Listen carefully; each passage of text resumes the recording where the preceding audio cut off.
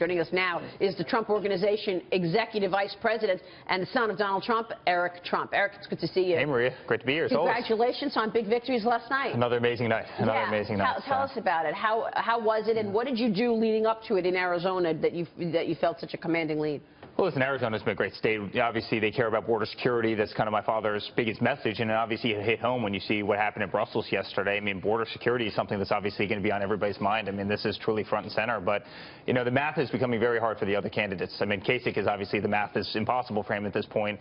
Obviously, Cruz would need about 90% of the remaining delegates. And we're coming home now. I mean, we're coming home. We're coming back here to New York. And after a little, New York values statement, I don't think he's going to do too well, around here. But no, we're coming home, and I think we're going to take this, and I think we're going to get to 1237, and I'm proud of him. I mean, the man's just done an unbelievable job. So you think you're going to get to the 1237 before the convention? Because Ted Cruz's plan right now is to go for a contested convention. He thinks he's going to get the nomination within the convention. Well, remember, we've been fighting from afar the entire time, right? I mean, we've won states like Florida, we've won states like Mississippi and Arizona, Nevada, and all these other states, right? I mean, those were never home turf advantage. These guys have already had their home turf advantage. Now we come back to New York, New Jersey, Connecticut, Pennsylvania, California, which is kind of a second home to my father. He spends a tremendous amount of time out there, right? I mean, these are states that we're going to do very well in. And the story that's not told, that part of it's not told, but, there's... I don't know. We're coming home. We're going to do very, very well. Yeah, it's a very good story, by the way. And then also Cruz, by the way, is only winning caucus states. I mean, that should be said, right? Only closed primary caucus states, which aren't indicative of the general election. I mean, they're just not indicative of the general election. Look, I mean, the momentum's there, Eric, and 1237 looks very attainable. But what if? What if the campaign doesn't get there by the convention? There's obviously a lot of talk. The establishment is banging their heads against the desk, thinking about this. They're hoping that happens. How are you going to combat that? Because there's obviously the stick and there's also the carrot. Talk about the carrot part of that. How are you reaching out to these other folks here and trying to smooth that? If that's a scenario. Well, the other day my father said that there would be little r. I'm going to do that from a legal standpoint. Little r riots in the street. And by the way, there probably would be if he got to 1250 and he got to 1220 and he was 10 million votes ahead of the next candidate. I mean, that's not democracy. I mean, what is the Republican Party? A party is made up of people.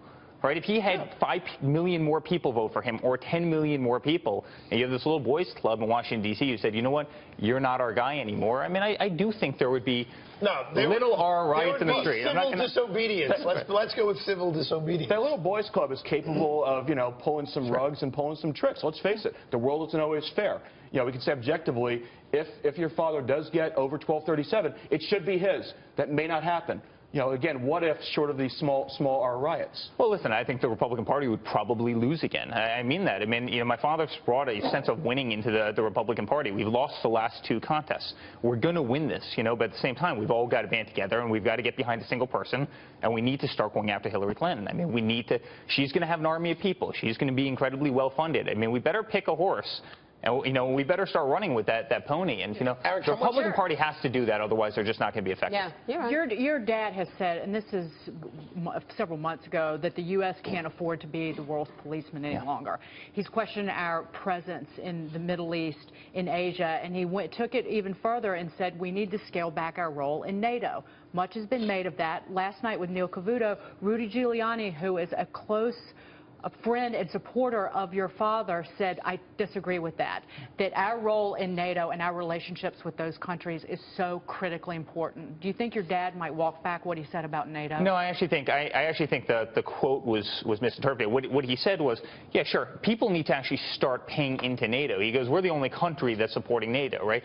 There's other countries in the world that need to take a much bigger stance and make a much larger commitment to NATO.